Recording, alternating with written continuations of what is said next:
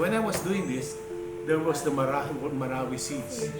And what's the difference between Marawi and Aleppo? Same, the building destroys. What's the difference between this Aleppo, Marawi, and Ukraine? Same, destruction, all destruction. See?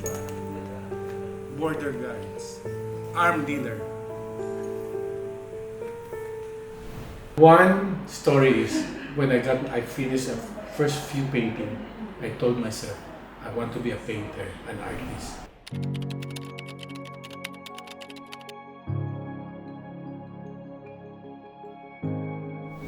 My first one-man show was just terracotta.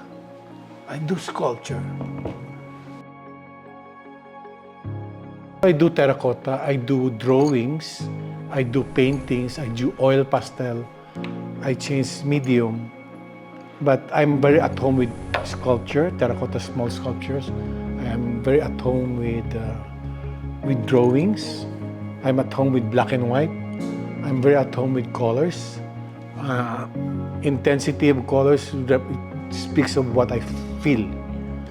So when I'm angry, I use a lot of orange and red, black and blues. After my kidney transplant, the doctor told me, I've been using oil for 30 years. He said, Charlie, with your kidney transplant, go acrylic.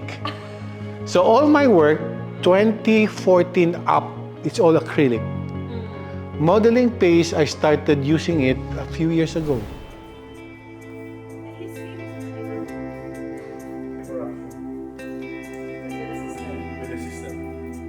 So my next show titled, System Corrupt.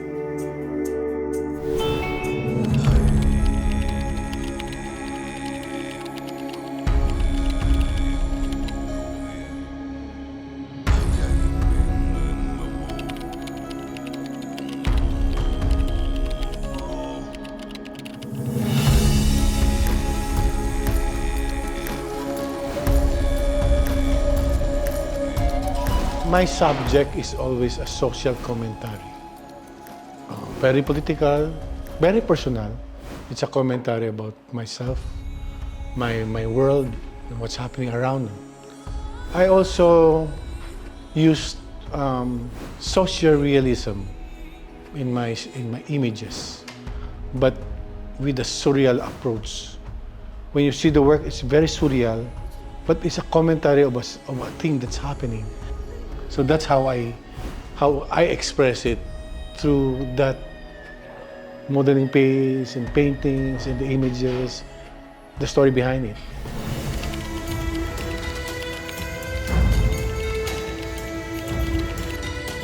We as artists, we're always questioning ourselves. We always question ourselves. We always challenge ourselves.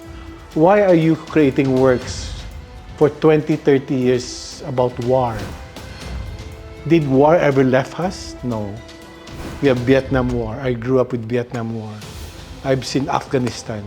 Now you have Ukraine. War is constantly there. Before it's like a matchstick is only one side. But this one, both sides. So this is the first war. This is probably the second war. How can we get out of that situation?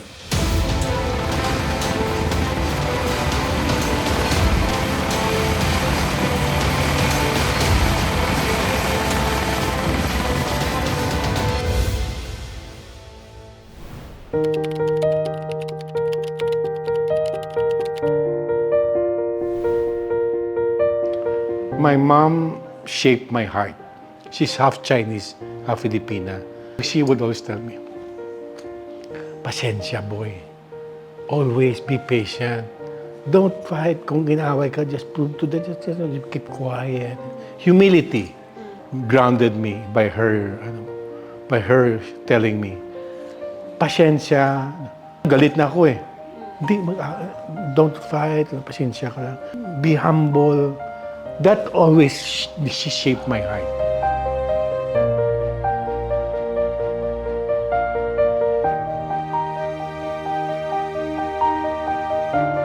When I was a boy, I would stay on the roof. We have a factory furniture. The roof is mine. I would daydream in the roof. Look at the sky. So that the imagination type, the whimsical world, the lighter side is part of me.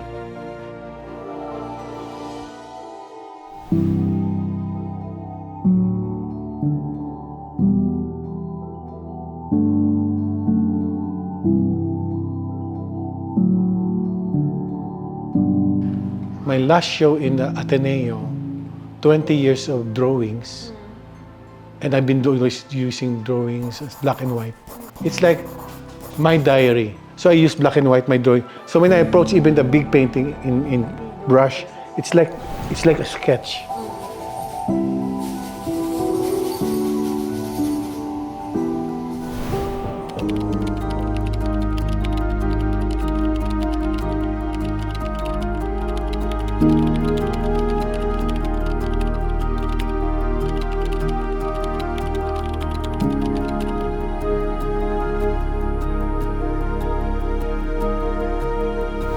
This is given to artists, young artists below 40.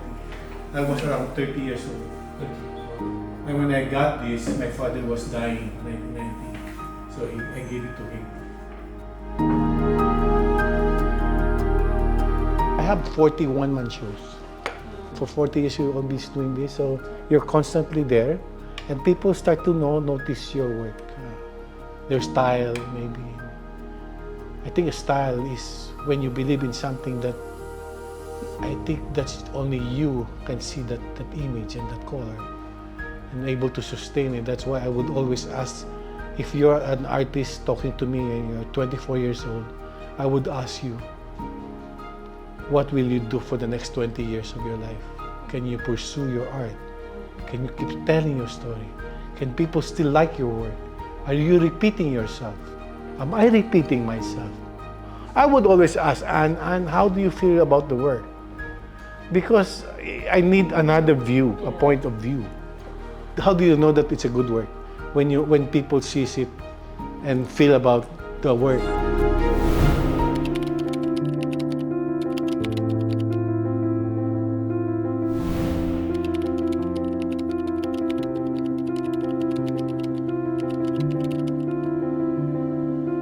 Young artists, I would always tell them this: carry on what you really love, your passion, believe in it, but there's a lot of discipline, there's a lot of hard work, there's a lot of strength from your heart.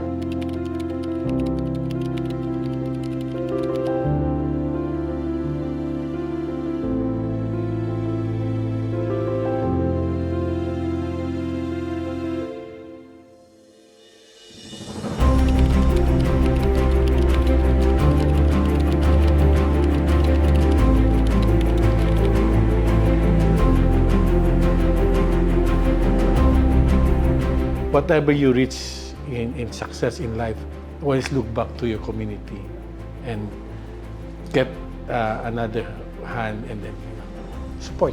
Parang ganon.